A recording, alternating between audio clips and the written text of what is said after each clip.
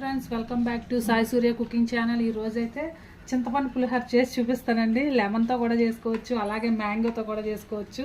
So ఈరోజు మనం మన ఇంట్లో చింతపండు పులిహోర చేసుకుందాం. దానికోసం అయితే నేను ఈ డబ్బాతో ఒక డబ్బా రైస్ చేస్తానండి. ఇంకా ఆల్రెడీ కడిగి పెట్టుకున్నాను.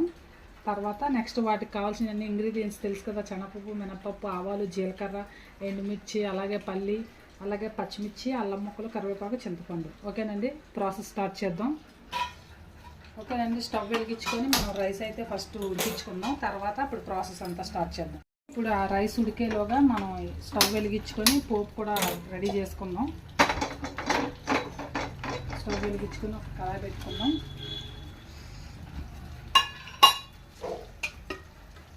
అలాగే ఒక 3 టేబుల్ స్పూన్ ఆయిల్ వేసుకుందామండి.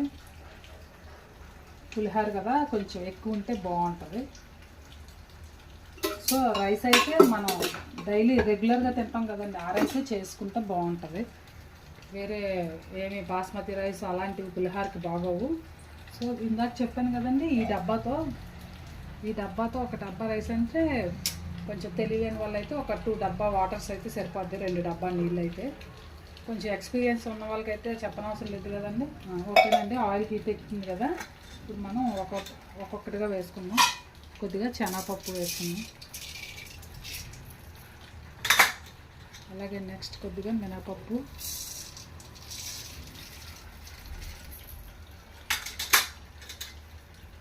అలాగే కొద్దిగా ఆవాలండి.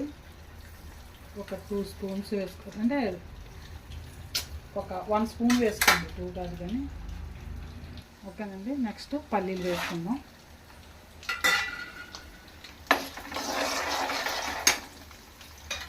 అలాగే రెడ్ చిల్లీస్ వేసుకుందాం.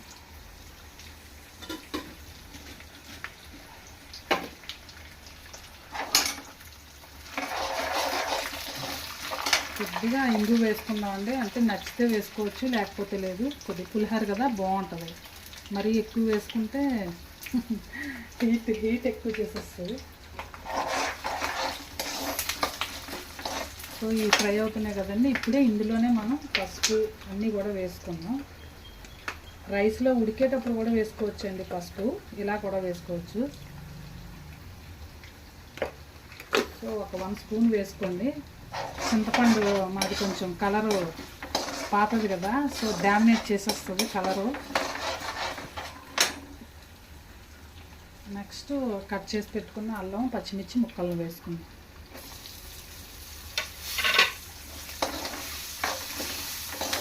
యాక్చువల్గా మా ఊర్లోనైతే పెళ్ళిళ్ళకి ఏమైనా ఫంక్షన్స్ అయితే మాత్రం పెద్దగా ఎక్కువ తయారు చేస్తారు కదండి, బల్క్ లెక్కన. అలాంటప్పుడు వేడన్నంలో మధ్యలో కరివేపాకు, ఈ పచ్చిమిర్చి రైస్ మధ్యలో వేసి రైస్ లోపల కప్పి అలా ఉంచేవారండి, అంటే మంచి ఫ్లేవర్ కోసమని. ఫ్రెష్గా బాగా పచ్చిమిర్చి అవన్నీ కూడా బాగా ఫ్లేవర్ వస్తాయండి. నెక్స్ట్ కరివేపాకు వేసుకుందామండి.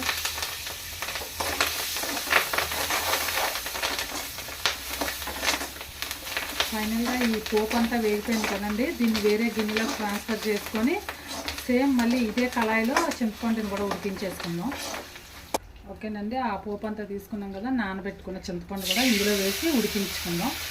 అప్పుడు పోపు రెడీ అయిపోద్ది కదా, అప్పుడు పులిహోరని కలుపుకుందాం. ఓకేనండి, ఉడికేటప్పుడే ఉప్పు కూడా వేసేసుకుందాం. రుచికి సరిపడినంత చూసి వేసుకుందాం అండి. ఉడికేటప్పుడే చింతపండు అయితే బాగా కలుస్తుంది అనమాట. 10 నిమిషాలు ఇలా బాగా ఉడికించుకోండి. నేను స్టవ్ ఆఫ్ చేస్తాను. ఇప్పుడు రైస్ కూడా అయిపోయిందేమో చూద్దామండి.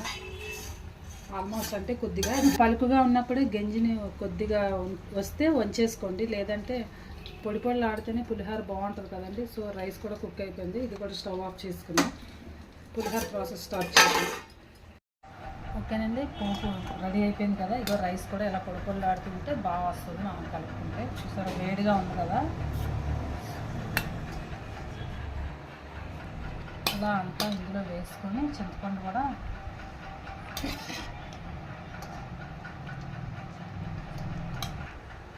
ఇలా రైస్ అంతా వంపేసుకొని,